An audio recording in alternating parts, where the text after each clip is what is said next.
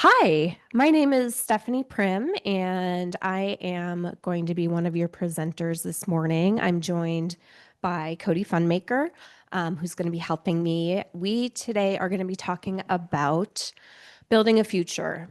We'll get a little bit into future planning, and then I have some participation stuff for us to do. So I see we've got some repeats from yesterday's pre-session.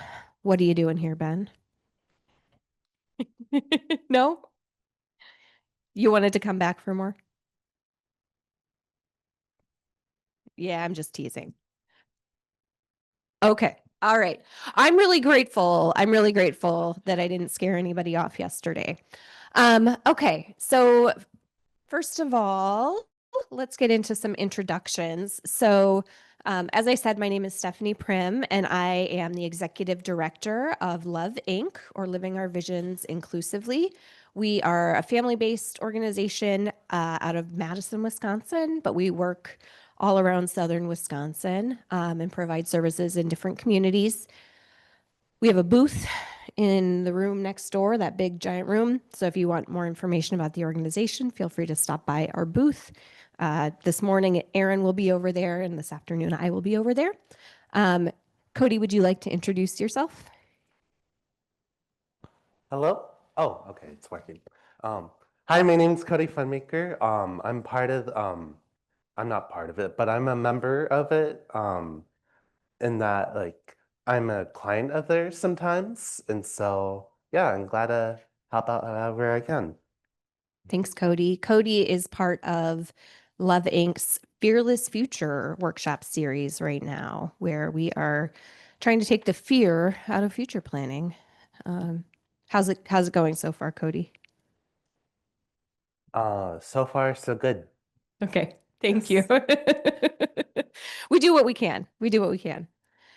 Okay, so our agenda for today, we are going to talk a little bit about what future planning is in a general sense, and then we're also going to talk about some building blocks of identity, because one of the things that we know to be true about future planning is um, knowing who you are really matters to knowing how to make a plan for the future. If you don't know who you are or don't have a firm sense of self, it can be really hard to develop or think about your future, right? So getting to know yourself really, really well is one of the skills that's really critical to making a good, solid future plan, especially living in the uncertain times that we are living in. So with that, I would like to take a few minutes and get to know everybody in the room, if you guys don't mind. Um, I'm just going to do a show of hands. So, who in the room here is a self advocate? Okay. Who in the room is a family caregiver? Okay. Who in the room is a professional? We got some professionals. All right. Who is from northern Wisconsin? We got a couple of folks. Where are you guys from? Wisconsin Rapids? We'll call that northern Wisconsin. North, yeah, north of here, right? Yeah. Who in here is from southwestern Wisconsin? Got a couple of folks. Who in here is from Milwaukee? Okay. All right, we got a big contingent from that side of the state. Anybody from the Madison area or southern Wisconsin? Okay. All right. We got a mixed group here. Who in here, let's see. Who in here has done a lot of future planning? Okay. Who has not done a lot of future planning? Okay. Congratulations, you're in the right room. All right. A little bit about future planning, just to kind of set the stage, and then we're going to kind of brainstorm together a little bit more. Future planning, what I define it as is setting goals and priorities for the future. So that's identifying what you want your future to look like, how you want to spend your time, who you want to spend it with, what you want to do, what kind of things will make your days meaningful, what sort of activities, etc. Um, Part of future planning is, like I said, getting to know yourself and understanding what will make you feel happy and fulfilled. Welcome. And so, really knowing yourself and who you are will help with future planning. Deciding what is important to you. So, there's a lot of stuff uh, that we all have to deal with every day. And so understanding what are the things that are most important to us can help to identify what's going to be, um, uh, priorities for your future. You're also going to identify the support as part of future planning, support that you may need to reach your future goals. So most of us, right, didn't get to where we are all on our own. We had help along the way, right? If you went to college, you had teachers and mentors, advisors that helped you. If you if you studied in an apprentice program for a trade, you would have had a mentor and somebody who trained you. So thinking about what support you might need to get to the future that you want. And then this is always the hard part about future planning. You do have to deal with uncertainty and external influences. So we live in uncertain times in the world. There's a lot that seems to be changing around us, and it's not really clear what the world will look like in a year or 2 or 10.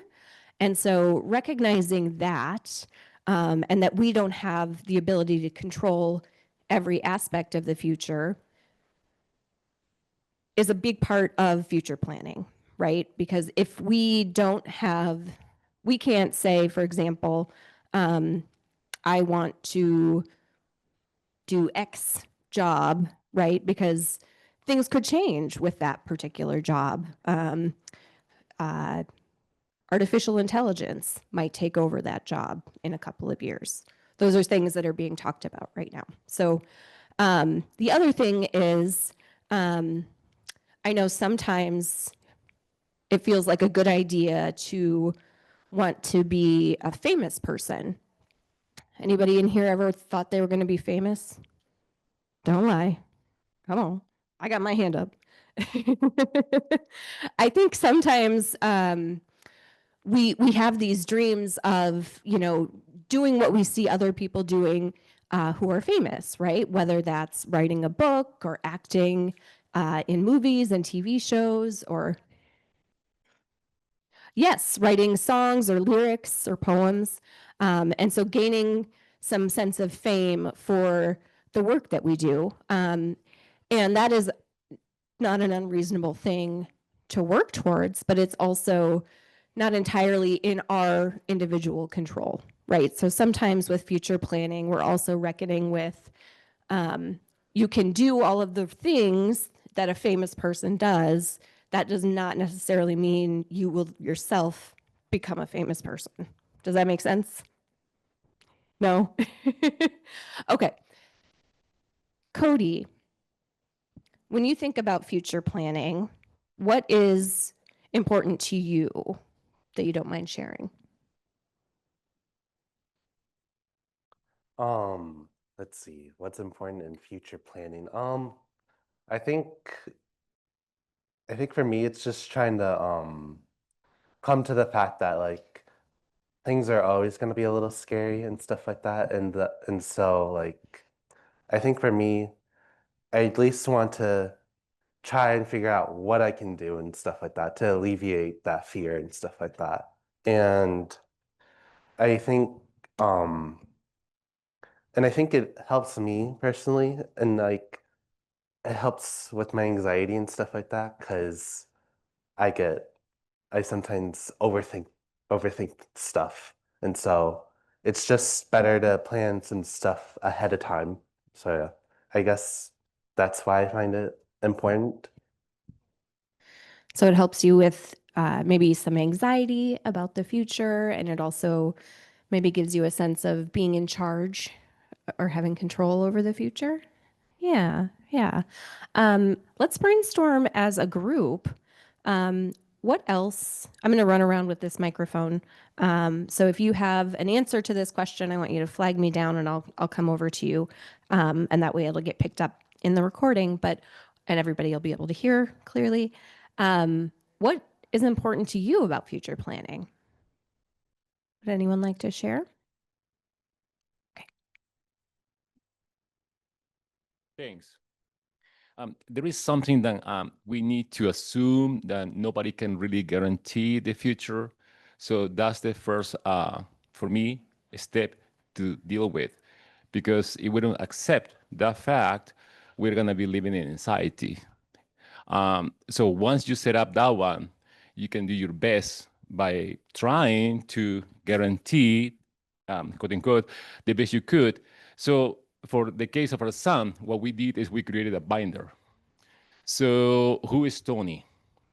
In case we are not around, anyone or even institution could rely on the binder to see who is Tony and provide whatever Tony needs. So that's our best step. We already set up special need trust, able account, and the power of attorney. Those are the steps for me that perhaps in my logical mind will help me to say, I have done my part. But like you said, anything else, you never know. So that is the trust component that we all have to assume. Thank you. Thank you so much for sharing. I'm going to go over here next. I would like to say the opponent of trust for me is having my parents help me figure out where my next steps are going. Yeah, so it's important to know where you're going in life, right? Somebody back here had their hand up. Yes. So I find future planning kind of like, like I would say, like more like independence, getting out of your mom's house or your apartment and actually make a difference in this world. And I find that as a person that likes animals, like I really want to like step out of my comfort zone and start volunteering and being so like no, so like in my future planning, yes, my mom has been my big advocate and also my hero. Because my mom is Julie Burrish. She is very active in the Madison area. But I'm fighting for our rights, and so my mom, so we have a TMG provider. Well, I mean, we have a team. We have a team. Well, I mean, we have a Team G Save Iris consultant. So we do future planning with our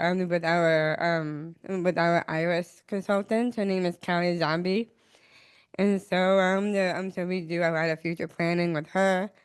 What it's going to be like when my mom and dad are no longer here and my brother steps in. So like all the future planning comes within like your Iris consultant, or your TMG consultant, and I've been, no, so we've been like talking with, no, I'm going to be talking with her about future planning, moving forward, and then also with and also I do have high hopes as well of living on my own in my own house or apartment somewhere. I am willing to take I'm willing to take a big leap of faith and live out in Australia of how much I like animals. So I don't know if that's in my future quite yet, but there's but I'm hoping that my future is bright. Thanks, Catherine. Thanks, Catherine. What I think you hit on so beautifully was encompassed in future planning is our hopes and dreams that we have for ourselves. What else is important to folks about future planning? Did you have your hand up? Well, in most ways, I think about like this year, I've reached my 15 years of working at my job successfully. And, and the same thing with everyone else who reaches this certain length. It's about, you know, like whether in the next 20, 30 years when you decide to, for those who want to be like, okay, do I feel like I really want to work more or work more years till I'm older with gray hair? Or or or do I want to like just finish up and maybe take my next step into something else, like either like who knows, like maybe I could be the next future lady president or or just something. But I don't only know is that future can be out there. And so I just hope that like maybe after setting that, like okay, what's gonna be that year that to where like what's gonna be that year, that date to where if I could finally say I've successfully reached this many years to where do I feel like I'm ready because you don't know it's like once you're retired do you because once you retire it's like it's because I think about those who like at where I live like those who have worked so it's just like does it really feel like because like where you don't have to get up every day or because I just had an aunt this year just who just finished her many years of working. So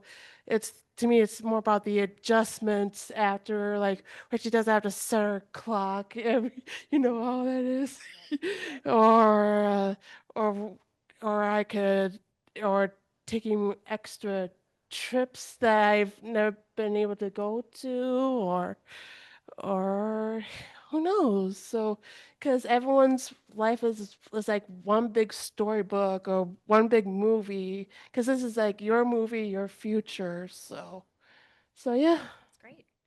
Thank you for sharing. Did I see a hand up on this side? Yeah. What does future planning mean to you? As a service provider, future planning to me is the ability to provide some level of answers and support to families in that uncertain time, helping them to plan a successful future for their young adults and be able to take part in the goals and the planning that each individual has for themselves. Thank you. Anybody else? I know you had your hand up. We've got maybe some over here too. Hello. For me, future planning means staying true to yourself, even despite what the world says. And actually, here's a quote that I came up with is you can fly on the wings of dreams no matter what the world says. Thank you for sharing. Anybody else want to share what future planning means to you? Well, you never know, like, um, for me as a Special Olympic athlete, you don't know what's going on, and what's coming for us. That's it. So. Thanks for sharing. Yeah. There's a lot of uncertainty that we're all kind of living with, right? And so thinking about the future can really help. Ooh, our room monitor has her hand up. Uh-oh. I just want to say I love hearing all of the hopes and dreams. And I've always told my children, you can be anything you want to be. If you put your mind to it, you can be anything you want to be. So to me, for future planning is personally, that is how I get. That is my yellow brick road to get to being the best person that I am. So I loved it when you said like dreams and goals, because we do plan for our dreams and goals and we can be anything we want to be. And in order to get there, we need to plan what is our strategy to get where we want to be. So Thank you. Got another hand up over here. Great. Would you like me to hold the microphone for you? My idea on future planning or things that I want to do is to frequent the past, to bypass that and focus on the future. It's important to know that what you've learned in life is supportive of where you're going, you know. And so, and I would like to write a book, and I don't care who don't like it. It'd be my book, and you don't have to buy it if you don't want to, but keep my stamina going and press on. Okay. Thank you. Yeah. How many folks really feel, when you think about the future, how many people feel powerful? How many people feel scared?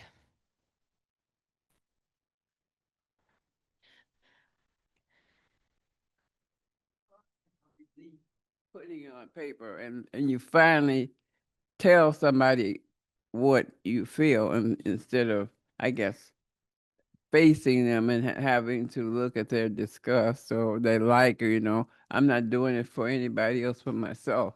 But it's like a psychological release that you're getting rid of all of this baggage or that you've been carrying around. Yeah. So it's kind of like putting down on paper maybe some things that right now are weighing your shoulders down, that it's a heavy, heavy thing that you're carrying. Take your pen or your whatever, scratch it out. Yeah. Yeah. Ooh, like a to-do list. Oh, I like that. Yeah.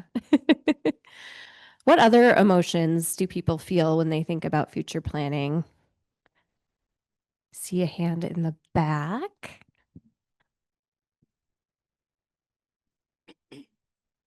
So the one thing that I'm kind of afraid about the future, is that I know that I haven't had that discussion quite yet about what's gonna happen to me in the future once my mom and dad leave, and that terrifies me because I'm a daddy's girl, and I'm a diehard daddy's girl, and I don't know what's gonna happen in my future when I lose my parents. Thanks, Catherine. That's one of the hardest parts about growing up and becoming an adult is having to say goodbye to people who have been part of your journey along the way, whether that's a family member or a mentor or a supervisor. It can be really hard to feel like you're suddenly the oldest person in that generation. So, thank you. Would anyone else like to share kind of what it feels like? Well, besides her, because I know what it feels like, because tomorrow would have been but yeah, because in 22 I lost a brother, and we were like this. And tomorrow will be his 4th anniversary. And I still miss him every day. And because all I remember is up to that year when he passed. Because back in 22, I went to my very first conference here, and then that Friday, the day before he passed, we spoke to each other but the day before he passed, and to think like that was like my last conversation or the last time you've seen your loved ones. So it's like, so the following day, I didn't even think of it, is it like you think it's like a normal, ordinary day. But of course, when you get that feeling about it, when because an aunt of mine stopped by and told me the big shocking news, and so every time when I think about like years from now, because I know he's still watching over, but I still feel like I wish he could still see some of the things that I have achieved, and along with my mother too, because I know she would miss him every day too. And so yeah. Thank you for sharing. Yeah. Got two people over here. I'm going to go to you first. Hi, I'm Lynn from Appleton, Wisconsin. What I'm kind of scared of is my mom passing away. She's 86 now, and we have a bunch of health issues in our family. So I'm thinking, what's going to happen to me when our family doesn't get along? Where am I going to go? So that's my biggest fear in my family right now. And I lost my brother 2 years ago unexpected. My nephew died of a drug overdose 6 years ago. And then my godfather just died here this last week. And my best friend died. So that's why I'm wearing a dress today, because she had died and she had surgery and she did recover, but then something happened to her and they gave her pain pill and she went to sleep. So she was 88. So all these people are going to go before us, but question is what's going to happen to me. So that's my biggest fear. Thank you. Thank you. Got one more person, and then we're going to go on to the next section. Hi, I want to express my feelings as well. I feel kind of like emotional and happy. The reason why I am here now, but I am happy because my mom isn't in the room right now, but we're celebrating her actual birthday today, and the sad part of it is one of our good friends of ours just passed the day before. Why he was our part of policy making, which he was a part of us, but he's up above right now, and he's really grateful and generous and really support us of everything. Thank you for sharing, Emily.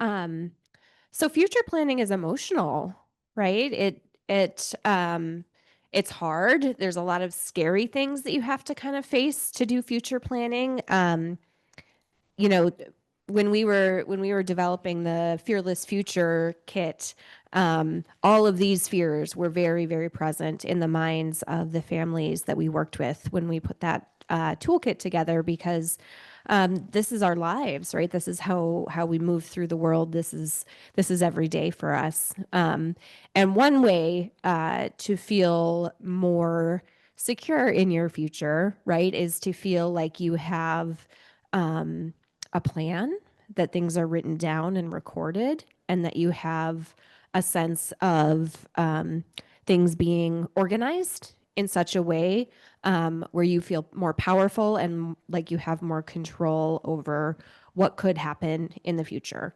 Obviously, right, we're all still dealing with uncertainty about the future of the world, uncertainty about different things that might happen in the world that could affect us, but identifying what we want, what our goals are, what we would like to work towards is a good way of kind of helping to live in that space of uncertainty. So the activity that we are going to do today, so as I said, one of the, I think, important components of future planning, sometimes it's really easy to jump into, you know, the kind of vision board that we see for your future. So here's my 5-year plan, or here's where I want to be in 10 years. And I think those are really important tools that folks use for future planning. At the same time, I think it can be really helpful to ground future planning in a sense of identity and a sense of self. And so what we're going to do this morning is we're going to do a worksheet to really ground ourselves in a sense of who we are and what's important to us and what matters. So please, thank you. So Lisa is going to hand around, yep. So everybody will get a handout. If you would like something other than a pen to write on this document with, I also have a variety of more colorful options. So this document has a couple of components to it. So it has a spot for you to list off your interests. So those are things like, I think animals have been mentioned, writing poetry. So those are your interests, your skills, things you're good at, things that you're good at that other people might not be as good at. Beliefs, so that could be your values as a person. It could be your religious beliefs or faith beliefs. Your culture, so that's where you're from, where your family is from, any important, cultural identities that you carry. Your jobs and social roles. So that would be, what are the things that I do and who am I to the people in my life? So many of us are a sibling, a child, maybe a spouse or a partner, maybe an aunt or uncle, a mother or father. Those are some of the social roles. And then personality traits. How many of you identify as outgoing? Got a couple of hands. Yeah.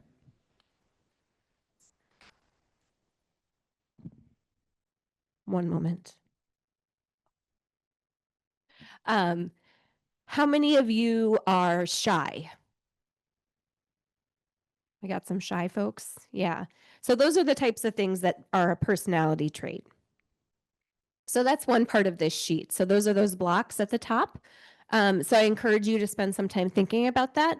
Another component of this sheet towards the bottom is other important identities. So how do I want other people to see me? Right? So when you are out there in the world, what is it that you want other people to see in you? Do you want them to see you as strong and capable? Do you want them to see you as smart? Do you want them to see you as devious or funny? And then also, I want to encourage you to think about what parts of your identity are public, pieces that everybody knows about you, or that everybody could know about you, and what parts of your identity are private. So those are things that might only be known by a small handful of people. So as an example of a private identity, how many of you know who Clark Kent is? Right? What is Clark Kent's private identity? Superman. That's right. So he's known to Lois Lane and his coworkers as Clark Kent, but he's also secretly Superman, right? And it's important to him that people know him mostly as Clark Kent and not Superman. So that is an example of something that might be a private identity. So I'm going to give folks, let's see, about 20 minutes here to work on these sheets, and I'll come around the room and see if anybody has any questions. I was going to say the other thing about future planning, though, is learning and knowing not to laugh at other people's future planning as well. Yeah, thank you. I think being respectful of the interests or desires of other people for their future is a really critical thing. And we all deserve to be respected, right? Yeah, thank you. Thank you. So we'll give about 20 minutes. You can spend some time with this sheet and wave me down if you have questions. Okay, we are gonna come back together. Hopefully folks had a chance to get pretty far on these sheets. Yeah. So again, the reason we do this as part of future planning is when we're planning for our futures, we want to look for things that are going to highlight our skills and our personality traits. We want to look for things that are in line with our culture and our beliefs. And we want to put ourselves in a position to be seen how we want to be seen by others, right? And we also want to protect ourselves. So if there are private identities like Superman's, then, only certain people know. So you figure out how to change in a phone booth or whatever it is that he does. So that's the idea with doing this as part of future planning. It should help you kind of think about how do I want to build toward the future that I want. So I am going to invite folks, if anybody does want to share something from their sheet, my co-presenter Cody is going to start us off with that. He's got a microphone. I forgot already. Hello? Okay, it works.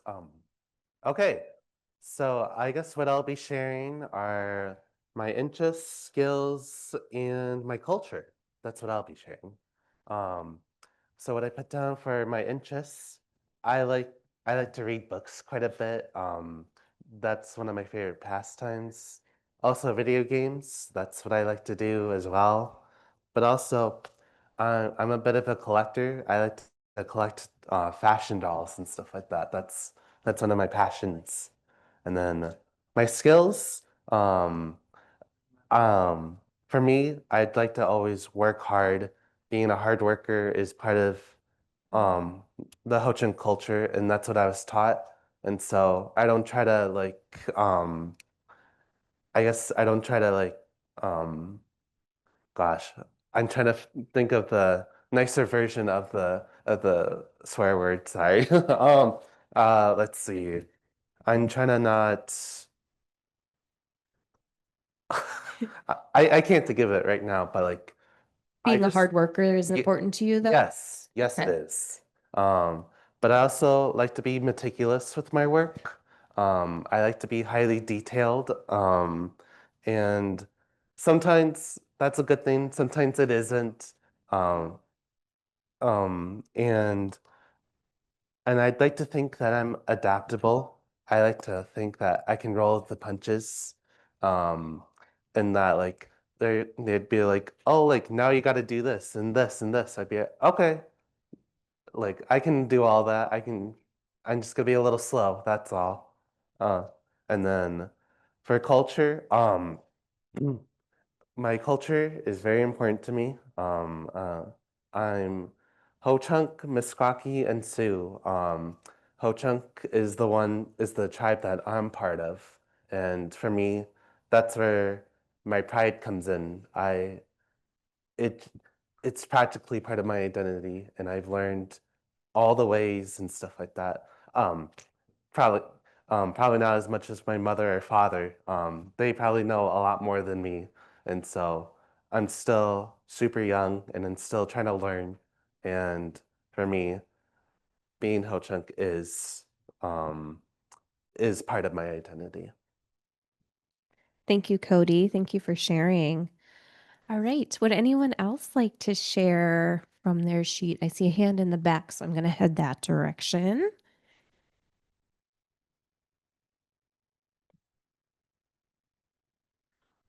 Me, I work at a grocery store. I'm always on the digital coupon table. It's to give sale items and what we got for the week, and it's like some samples I give away, and I enjoy doing that. Thank you so much for sharing that part of your identity. Would anyone else like to share something from their sheet? Does anybody feel like they have something on their sheet that no one else in this room would have written down?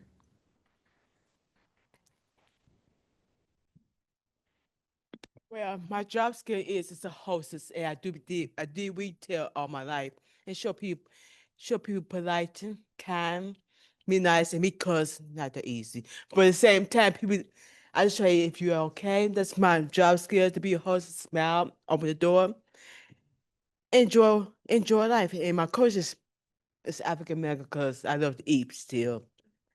And my belief is believe in God.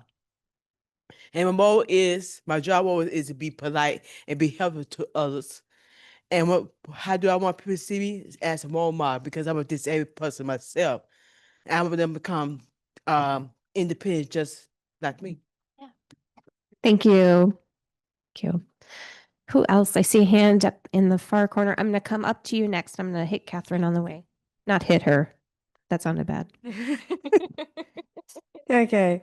So the one thing that you guys don't know about the one thing that you guys don't know about me that you guys haven't seen on my sheet is that I do struggle living in my household because I have a mom that is a Republican and a dad that is a Republican, and I absolutely cannot I struggle with that because yes, I'm a Democrat. And I also have a dad that is a Republican, and I feel like that I don't belong in my household. And because I don't know where my voice comes from. But even though I am a Democrat because of my mom fights for our rights, and that I believe in that. And it's hard because I don't know who I'm going to be in the future. Am I going to be a Democrat or a Republican? Because I kind of want to start my own business. So I don't know. So I struggle with that. Thank you. And that's a great example of an identity that a lot of people choose to keep more private, right? We don't talk about politics too much in mixed company because it can be a little bit difficult. And so that's a great example. Catherine, thank you for sharing. Well, I like writing. I want to be able to analyze data, know where to look for it. My beliefs is in God and my faith in Him. Jobs is society, advocate for society and equality. And I have my skills is I'm language effective usage, and that culture involves studying for etymology, the history and study of words. It's very important when you're writing to know who your audiences are and how to express yourself. Because a lot of people feel that because we have different cultures and we figured that it's okay to call people in their culture, which is offensive to them, they shouldn't do. Because saying certain words in different cultures is offensive. And it's all right for you to call somebody in your culture that, but it's not okay for you to be telling calling someone else, and that may be offensive to them. So the uses of words, anthropology, and my traits are faithful. I'm faithful, honest, to a fault, and outspoken. Thank you so much for sharing. Appreciate that. Would anyone else like to share one of their, oh, all right. I'm going to see if Lori wants to pass out the evaluation forms. All fives, please. All fives. Just kidding. If you think this sucked, I can take it. Okay. You want the pens back? No, you leave them. What? You can leave them here or you can take them. Okay.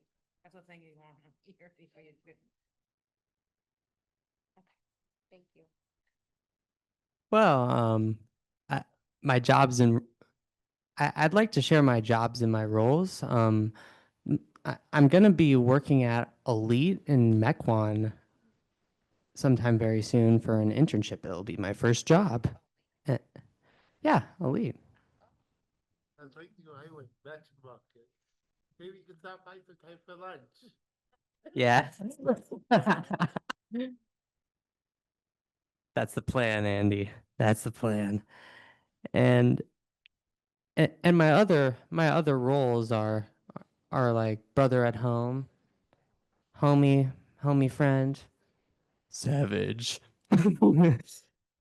But Yeah, that's too much information. I am very sorry for taking your time. Here's the mic. Thank you. Thank you. Would anyone else like to share?